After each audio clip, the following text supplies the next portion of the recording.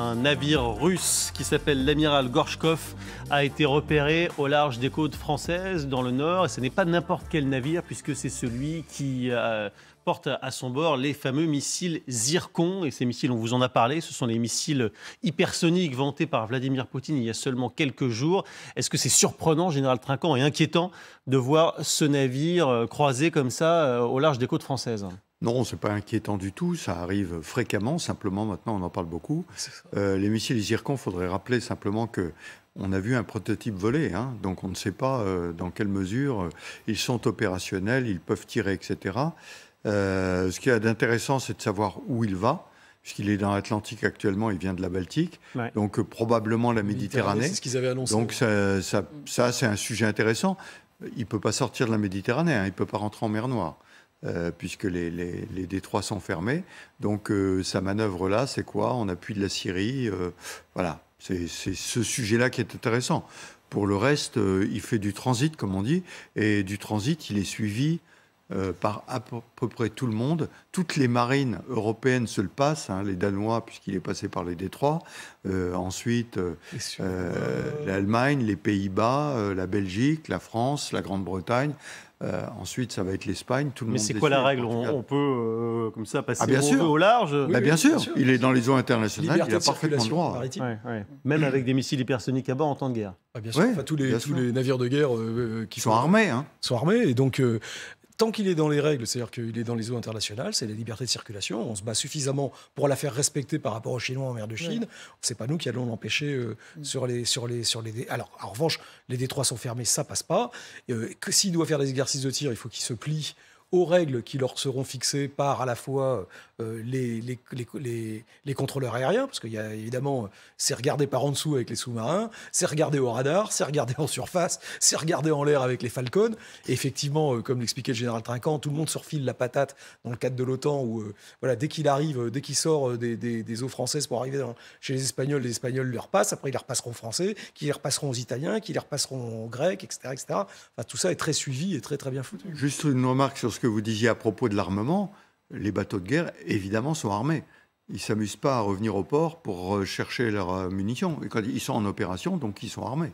Donc ils ont leur armement. Donc ça n'est pas du tout un message pour dire aux Européens, aux Occidentaux, à la France, regardez, coucou, on est là et on peut vous taper dessus le cas échéant si vous continuez à faire ce qui ne nous plaît pas. Non. Le message, il était au départ sur l'appareillage. C'est-à-dire, regardez, on a des missiles fantastiques, etc. Ensuite, non. Peut-être d'ailleurs, Catherine, que ça peut quand même faire plaisir à Vladimir Poutine, parce que ce Zircon, il l'a un peu exhibé comme son dernier joujou qui pourrait faire basculer la guerre, donc il est bien content de montrer à tout le monde qu'il est là et qu'il s'en sert. Oui, de la même manière que parfois il y a des avions de combat russes, vous savez, qui viennent tutoyer justement l'espace aérien de tel ou tel pays pour se rappeler au bon souvenir notamment des membres de l'OTAN. Donc, même si effectivement il y a des sous-marins armés de bombes nucléaires qui passent dans toutes les eaux du monde de manière très régulière, là c'est vrai que Vladimir Poutine doit être enchanté de se dire que tout le monde surveille son petit joujou qui est une arme qui est un peu unique au monde. Donc il la promène justement dans la région des pays qui soutiennent l'Ukraine. Et on va continuer donc à surveiller évidemment l'avancée de ce bateau pour voir où il se rend et s'il se rend effectivement en Méditerranée. On vous a parlé beaucoup de Soledar depuis plusieurs jours maintenant, mais il y a une autre ville dont on a un petit peu moins parlé, alors que pourtant les Russes et les pro-russes l'exhibent aussi comme une victoire. On va mettre des guillemets à victoire parce que quand vous allez voir l'état de la ville, franchement, on peut difficilement parler d'une victoire. C'est une ville qui s'appelle Mariinka, qui se trouve dans l'oblast de Donetsk, et c'est le chef pro-russe du secteur Pouchiline qui explique que Mariinka est pratiquement sous le contrôle total de l'armée russe, mais l'ennemi s'est retranché, dit-il, à la périphérie. Sauf que, donc, regardez ce que les Russes ont repris et disent avoir libéré, évidemment, selon leurs termes à eux. Voyez ce qu'il reste de cette ville. Regardez cette séquence saisissante, terriblement hypnotique, si j'ose dire, à bord d'un char russe qui avance et qui tire au milieu de ce tas de gravats.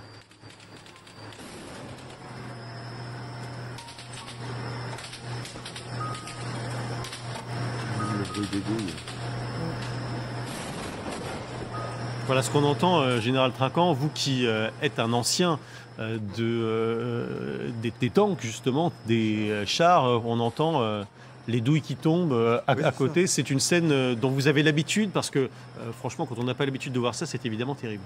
Oui, il y a de la puissance de feu. On voit bien la puissance de feu, de ce que ça représente. Un char qui est capable... Alors, dans l'utilisation, depuis plusieurs mois, on parle toujours des mauvais côtés de la tactique russe. Parce qu'un char, c'est fait pour bouger. Or là, il y a la tourelle qui bouge, mais le char ne bouge pas. Ouais. C'est-à-dire que c'est une cible. Plus ou moins au hasard. Et donc, ça veut dire... Voilà, exactement. Il tire un peu au hasard. Et ça veut dire que, comme il ne bouge pas, il est plutôt une cible. Alors bon, il n'y a personne pour lui tirer dessus. Tant mieux pour lui. Mais c'est la puissance de feu. Il tape devant. Et puis, effectivement, on entendait même, puisque ça doit être pris, je pense, par quelque chose qui est sur la tourelle. On entend même les douilles à l'intérieur, puisque après avoir tiré, il y a la douille qui est extraite. Et puis, on remet une munition dans le canon. Mais on ne voit pas très bien d'ailleurs ce qu'il veut, à part détruire des bâtiments. On ne voit pas très bien ce qu'il... C'est vraiment l'impression qu'on a. Ça rappelle des méthodes russes, Catherine, de venir comme ça avec l'artillerie, puis tout détruire. Oui, c'est ça. Là, visiblement, l'idée, c'est de détruire le bâtiment qui est en face, où peut-être il y avait des militaires ukrainiens. Et puis, une fois qu'on a tout réduit en cendres ou quasiment... à ce moment-là, effectivement, on pourra avancer. En même temps, en voyant ces images, on comprend pourquoi les Ukrainiens demandent avec une certaine insistance d'avoir des chars, parce qu'effectivement, c'est une puissance de feu qui est quand même impressionnante. Et évidemment, eux, ils considèrent que ça pourrait permettre de les aider à faire changer définitivement le cours de la guerre, c'est-à-dire dans le sens de la victoire ukrainienne. Ça, c'est un char lourd, général ? Oui, c'est un char. Alors, je ne vois pas très bien. Du canon, on n'arrive pas à voir. Mais les chars... Un T-90, manifestement. T-90, bon, c'est vous savez, les chars lourds. Les chars les plus lourds, en fait, c'est les Occidentaux qui les ont. C'est les M1, c'est les Léopards. C'est les Leclerc. Enfin, Leclerc, lui, encore, est relativement léger par rapport aux autres. Mais c'est des chars qui font 55-60 tonnes. Alors, les T-90 sont à peu près dans cette limite-là. Qu'est-ce que c'est un char ? C'est puissance de feu, mobilité. Et ça veut dire que vous avez un canon que vous pouvez envoyer rapidement à un endroit pour tirer. Il tire, alors évidemment, vous voyez, en ville, on tire à pas très loin, 400, 500 mètres. Le char, il peut tirer à 2000, voire plus. Mais de façon pratique, c'est toujours en dessous de 2000, en fait. Il tire entre 1000 et 1500 mètres, quasiment tout le temps. C'est les scènes qu'on voit là, Didier. Ça vous rappelle la Tchétchénie ? Ça vous rappelle ce que vous avez déjà connu comme autre théâtre de guerre ? La seule chose étonnante, alors parce que là on voit bien effectivement, il peut vouloir prendre à partie des groupes, des sections d'infanterie qui seraient enterrés dans les sous-sols et qui auraient valorisé les positions pour les empêcher de... Mais ce qui est étonnant, c'est qu'il n'y a pas de riposte, il n'y a pas ni de tir en face, on voit pas, on n'entend pas, on voit pas de départ, on voit pas de crépitement, et surtout il pourrait y avoir de l'anti-char, donc on voit pas très bien ce qu'il est en train d'essayer de détruire, d'autant qu'après Hercule, on voit bien qu'il essaye de se mettre en enfilade pour pas être totalement ni de travers, parce qu'on voit pas non plus d'infanterie autour. Alors que normalement, un char tout seul, comme ça au milieu de la ville, les Tchétchènes, eux, dès qu'ils voyaient un char tout seul, pour eux, c'était tout bénef, parce que je peux vous dire qu'ils ne restaient pas en face à se faire tirer dessus, ça allait dans tous les sens. Et puis après, l'arme anti-char, aujourd'hui, dans une ville, si un char n'est pas protégé par de l'infanterie, sa durée de vie, elle est quand même relativement limitée. Parce que c'est très impressionnant et très puissant, mais c'est pas fait non plus pour être dans des... Justement, là, il ne faut pas que ça soit canalisé ou qu'on puisse les approcher sur le côté. C'est donc bien... Ce qui est important dans le combat en zone urbaine, c'est vraiment de combiner les forces du génie, de l'infanterie et du char. Enfin, là, je parle sous le contrôle du général Trinquant, mais c'est bien les trois choses combinées. Et puis, parce que le char, par exemple, il a du mal à voir en hauteur. Il y a plein de choses comme ça. Donc, ça ressemble plus à une démonstration, cette affaire, qu'à du vrai combat. Mais d'autant que l'image qui est prise au-dessus de la tourelle.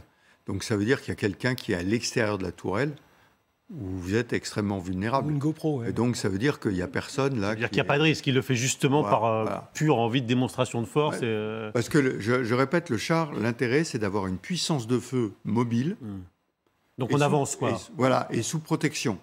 C'est-à-dire que les tirs d'armes légères, etc., ne peuvent rien contre le char. Il faut vraiment une arme anti-char pour le détruire. Et peut-être qu'en face, c'est vrai, il faut cette distance, une arme anti-char, ça touche. C'est 70 mètres pour le RPG. Vous nous l'avez dit, Catherine, c'est vrai qu'il y a un débat depuis plusieurs semaines maintenant pour savoir si il faut fournir des chars, donc dits lourds, aux Ukrainiens. Il se trouve qu'aujourd'hui, on a eu cette confirmation. Les Polonais vont donner une douzaine de chars, je crois, peut-être 14, voilà, les fameux chars Léopard 2, chars allemands. On voit ici le président polonais Duda, qui est avec Volodymyr Zelensky. C'est là qu'il lui a annoncé cette nouvelle. On sait que les Allemands étaient très, très réticents, mais donc finalement, ces chars vont être donnés. Une compagnie de chars d'assaut Léopard sera transmise dans le cadre d'une coalition qui est en train de se bâtir. C'est vrai que les Allemands ne voulaient pas y aller tout seuls, si j'ose dire. Ça peut lancer un mouvement et permettre aux Ukrainiens de constituer une flotte importante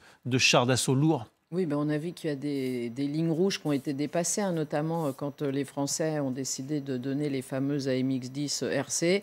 Après, les Américains, d'autres pays ont décidé de faire la même chose. Et là, on sent bien que les Polonais veulent refaire le même scénario, c'est-à-dire essayer de forcer la main pour que ça dégage la possibilité pour tous les alliés qui en disposent et qui sont d'accord de fournir les fameux chars aux Ukrainiens qu'ils demandent depuis tellement longtemps. Donc c'est vrai qu'en principe, ce qu'il faut lever, c'est le doute sur l'accord allemand, parce que quand vous achetez de l'armement, le pays qui vous le vend doit donner son accord pour que vous le fournissiez à un tiers. Donc les Allemands, effectivement, jusqu'à présent, on ne peut pas dire qu'ils étaient très, très, très chauds pour fournir des léopards aux Ukrainiens, mais on sent qu'il y a quand même un mouvement, une vague là qui est en train de partir, avec des verrous qui sont en train de sauter pour monter en gamme dans l'armement qu'on fournit aux Ukrainiens. Il va y avoir une réunion là sur la base de Ramstein, dans quelques jours, avec tous les pays concernés par le soutien à l'Ukraine. Donc on voit aussi que dans cette perspective, chacun se met en place pour faire pression et débloquer certains matériels qui, pour l'instant, ne l'étaient pas. Du côté ukrainien, Général Trinquant, on dit qu'avec des chars lourds et des missiles longue portée, on peut gagner la guerre. Cette année, en 2023, c'est un atout à ce point décisif, ces fameux chars lourds qu'on voit ici ? Dans le cadre d'une offensive, oui. Je le disais, puissance de feu, mobilité, protection. Donc les trois éléments combinés peuvent être très intéressants. Alors la démarche polonaise est intéressante parce que pour livrer, effectivement, il faut l'accord des Allemands, et c'est l'accord du Parlement allemand. Donc c'est un peu compliqué, c'est plus compliqué à avoir. Premier point. Deuxième point, les Polonais sont en train de s'armer de façon considérable. Ils vont recevoir des M1.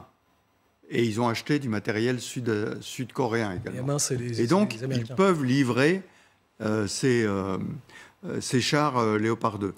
Les Britanniques, qui ont réduit considérablement leur flotte de chars, veulent fournir aussi des Challenger, alors qui ne sont pas de la même qualité, je le dis tout de suite, que les Léopards.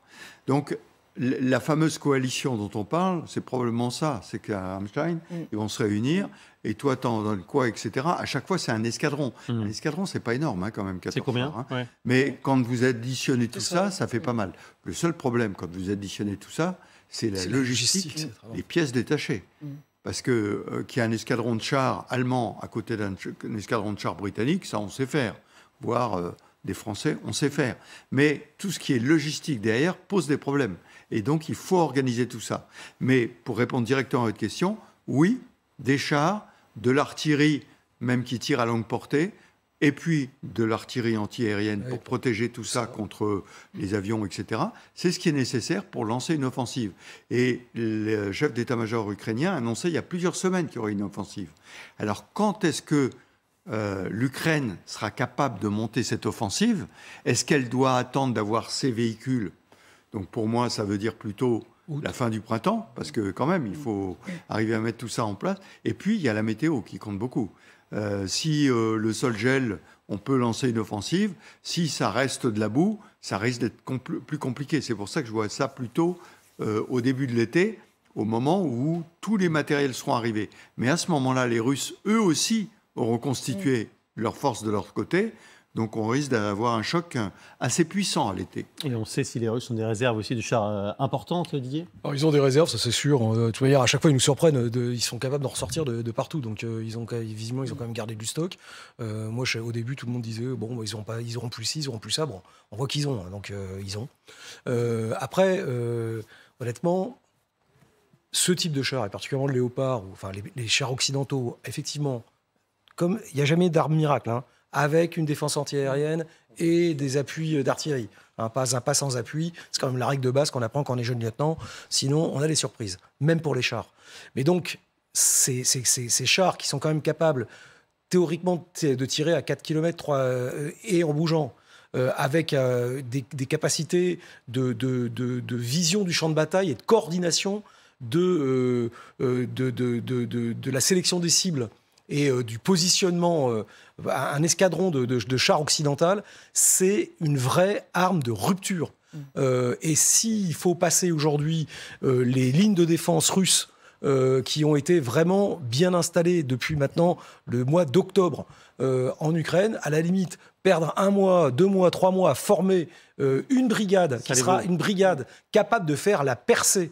Et après, derrière, ça exploitera. Ça exploitera avec les Bradley, ça exploitera avec tout le reste. Mais pour percer, si déjà il y a une brigade de chars occidentale, on sort quand même d'un sacré bourbier. Parce que aujourd'hui, c'est ça la question.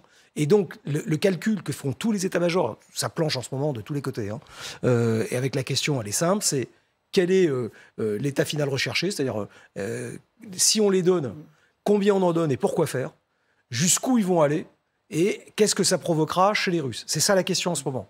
Après, c'est comment on fait pour leur donner. Et donc, effectivement, la question personne n'y va tout seul, tout le monde y va ensemble. Hein, c'est un pour tous, tous pour un. Donc, comme ça a été fait avec les Bradley, les Marder et les 10 RC, comme ça, les Russes, ils peuvent gueuler sur tout le monde. Enfin, gueuler sur tout le monde, c'est gueuler sur l'OTAN, donc ils sont cuits. Parce que s'il y en a un qui lève le doigt, les Espagnols sont prêts à y aller, ils l'avaient déjà dit. Il y a quand même pas mal de volontaires qui sont prêts à le faire. Donc, à la sortie, ça donne quand même, effectivement, pour fin du printemps, début de l'été, fondamentalement, si on fait du rétro-planning, il faut 3 mois pour mettre tout ça d'aplomb. La logistique étant un casse-tête, mais bon, à tout prendre, il vaut mieux avoir un casse-tête logistique que rien du tout. Donc, à la sortie, c'est ça qui va être calculé. La perspective militaire, on le voit, être placée sur le long terme, mais Vladimir Poutine aimerait bien aussi placer ce conflit sur une perspective de long terme qui ne soit pas que militaire. Donner une perspective aux habitants des territoires qui ont été annexés par la Russie. Et c'est intéressant de l'entendre aujourd'hui parce qu'il a voulu aller sur ce terrain-là, ce qui est assez nouveau. Écoutez. Les gens vivent des temps difficiles et ils veulent voir une amélioration de leurs conditions de vie. Il faut donc leur montrer précisément comment va s'organiser le développement de ces nouvelles entités territoriales russes. Par exemple, ce qui va être construit dans leur ville et dans leur village. Quelles aides vont-ils recevoir? Comment fonctionneront leurs hôpitaux, leurs écoles et leurs entreprises? Quelles aides seront accordées aux petites et moyennes entreprises? Ou encore, comment s'organisera le système des transports? Alors évidemment, tout ça veut dire des investissements massifs. Ça a déjà commencé, figurez-vous, par exemple, du côté de Mariupol. Vous vous souvenez, Mariupol qui avait été complètement dévasté. Les Russes ont déjà commencé à reconstruire et vous allez voir qu'il y a déjà des nouveaux immeubles qui sont sortis de terre. C'est ça, ce genre de choses dont parle Vladimir Poutine. Expliquer aux gens pourquoi ça sera mieux avec nous que sans nous. Et ça nous a un peu rappelé, Catherine, on parlait de Grozny tout à l'heure, on parlait de la Tchétchénie. C'est aussi ce qu'ont fait les Russes à l'époque. On se souvient que tout avait été dévasté et on va voir un certain nombre de avant-après. Tout a été reconstruit massivement avec des investissements colossaux pour que la reconquête russe passe mieux auprès de la population. Les avant-après, ils sont évidemment très, très parlants, spectaculaires. Est-ce que Vladimir Poutine ici essaie de reproduire ce qu'il a fait à ce moment-là? Exactement. Et Mariupol, il veut même aller plus loin puisque les Russes avaient dit qu'ils comptaient en faire une station balnéaire. Donc en plus, ce sera non seulement une ville toute neuve, ils avaient même dit que ce serait bien mieux après qu'avant et que finalement la destruction de la ville était presque un mal pour un bien parce que maintenant ils pourront en faire vraiment quelque chose de magnifique. C'est pour évidemment essayer de gagner les cœurs des populations locales qui ne leur sont pas tous acquis, hein, c'est le moins qu'on puisse dire, surtout après des destructions pareilles. Mais effectivement, c'est la technique russe, hein, c'est on détruit tout pour pouvoir prendre la ville et ensuite on la reconstruit en espérant que de cette manière, la population va revenir, va considérer que les Russes sont vraiment des gens très gentils, etc., etc. Je ne suis pas sûre que sur l'Ukraine, ça fonctionne de la même manière qu'en Tchétchénie. Hein, la photo qui vient d'être présentée, c'est intéressant parce que pendant une négociation, il y a quelques mois, M. Lavrov, à qui on disait « mais vous vous rendez compte, Mariupol, etc. » et montre une photo. Et ça devait être une photo un peu similaire à celle-là. Et on voit une ville avec des gratte-ciel, etc. Et c'était Dubaï. Et il dit, Mariupol, ça va devenir comme ça. Ouais. Ces scènes, ces endroits qu'on vient de voir, vous les connaissez, Didier, évidemment, vous avez vu cette évolution en Tchétchénie. Il est en train d'essayer de reproduire la même chose, Vladimir Poutine, ou en tout cas de faire naître cet espoir-là. Enfin, il sait qu'il a un enjeu quand même. Alors c'est vrai qu'il y a déjà des pro-russes dans les zones ukrainiennes occupées par la Russie. On le sait depuis 2014 et avant. Alors, ils ne sont pas majoritaires, mais ils existent. Aujourd'hui, même les pro-russes dans les zones occupées sont quand même vivent une vie difficile. Alors, on voyait, je crois que c'était hier, le niveau de destruction de Severodonetsk depuis cet été, où là, il n'y a même pas les appartements témoins de Mariupol sur mer Noire, ou sur mer d'Azov. Le problème qu'il va avoir quand même, c'est que la Tchétchénie, c'était tout petit. C'était un moment où la Russie se gavait en pétrole et donc avait beaucoup d'argent en cash. Et que donc reconstruire la Tchétchénie, qui était il y avait 3 millions d'habitants et c'est minuscule, c'est pas reconstruire la moitié d'un pays de 600 000 km², 40 millions d'habitants, dont l'ensemble du tissu industriel, qui est la zone du Donbass, a été ratatiné. Ouais, donc je pense que c'est pas la même limonade. Mais bon. La situation économique russe, effectivement, n'est pas du tout dans la même situation et les chiffres qui ont été publiés aujourd'hui qui sont pas très très bons. Une situation sur laquelle va revenir évidemment Éric Brunet dans quelques instants avec Julie Hamet et sa compagnie. Ils vont aussi revenir sur ce dont on vous parlait tout à l'heure, le navire russe qui passe au large des côtes françaises. Faut-il s'en inquiéter ou pas? On verra ce qu'ils nous en diront dans quelques instants. Nous on se retrouve demain.